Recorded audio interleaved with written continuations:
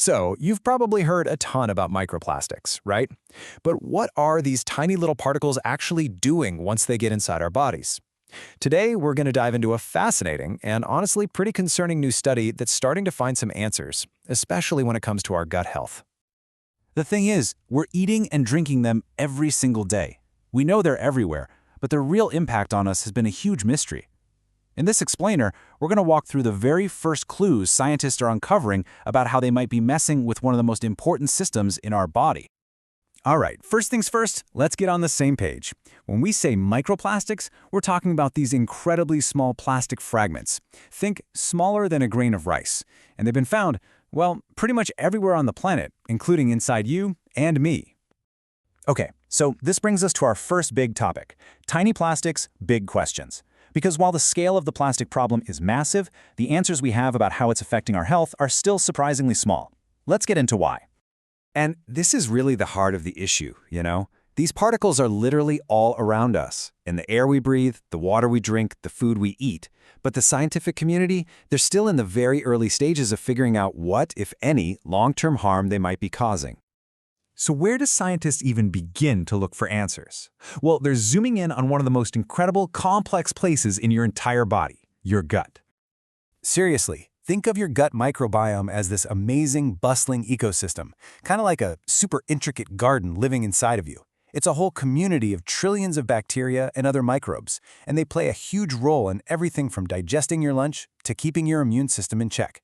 Upset that balance, and you can have ripple effects across your entire health. Okay, so how on earth do you study the effect of plastics on this complex internal world? This is where a recent experiment gets really clever. What these researchers did was pretty ingenious. They basically built a mini gut in the lab. They took samples, grew the bacteria in a dish, and then they introduced 5 of the most common types of microplastics, like polystyrene and polyethylene, just to see what would happen over 5 days. And you know what? They didn't have to wait very long to start seeing some interesting changes. The first clues that the microplastics were having a real effect started popping up pretty fast. Check this out. This was the first major thing they noticed. The microbiome cultures that were exposed to microplastics, they developed a lower pH. That means they became more acidic than the ones without plastics. So, what's the big deal? Why does that matter? A change in acidity is a huge deal. It's a big flashing sign that the bacteria's metabolism, the basic chemical processes they use to live and grow, was being altered by the plastic. And that's a red flag, because we know that changes in gut pH are linked to certain gastrointestinal diseases.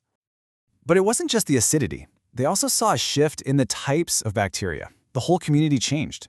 Some species started to thrive, while others dropped off, and most of these changes happened in a major group called Bacillota. Now, what's really weird is that the total number of bacteria didn't really change, just the balance of power within the community. But this is where the investigation takes a really serious turn. The scientists didn't just look at the changes themselves, they compared the pattern of those changes to patterns they see in known diseases. And take a look at this. This is the most startling finding from the whole study.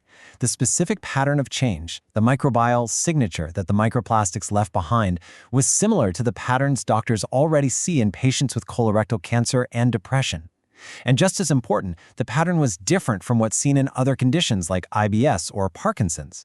Now let's be super clear about this. This does not say microplastics cause cancer. What it does say is that the disruption they cause in our gut ecosystem creates a signature that bears a striking resemblance to the signature of 2 very serious health conditions. Okay, so before we all panic, it is so important to remember that in science, these are what we call clues. They are not conclusions, and that's a vital distinction. And other experts are taking this seriously. Dr. Heather Leslie, who wasn't even involved in the study, points out that this research really challenges that old idea that microplastics are harmless just because they pass through our system. She says it suggests they might be actively tampering with the gut microbiome on their way out. And hey, the researchers themselves are the first to point out the limitations here. These findings are brand new. They haven't even been formally peer-reviewed yet. Plus, it was a tiny experiment with samples from just 5 people. And it was super short-term. It couldn't possibly account for real-world stuff like diet. So the big takeaway here is that this is a critical first step. It's like a signpost pointing researchers in a brand new direction. But a lot more work, especially long-term studies in actual people, is absolutely needed before we can say for sure what this all means for our health. So we're left with a compelling, if unsettling, piece of the puzzle. This lab study has provided the first real evidence linking the plastics we consume to gut changes that mirror those seen in major diseases. It's a powerful clue in a crucial investigation, and it leaves us all with a really big question. What will the next study reveal?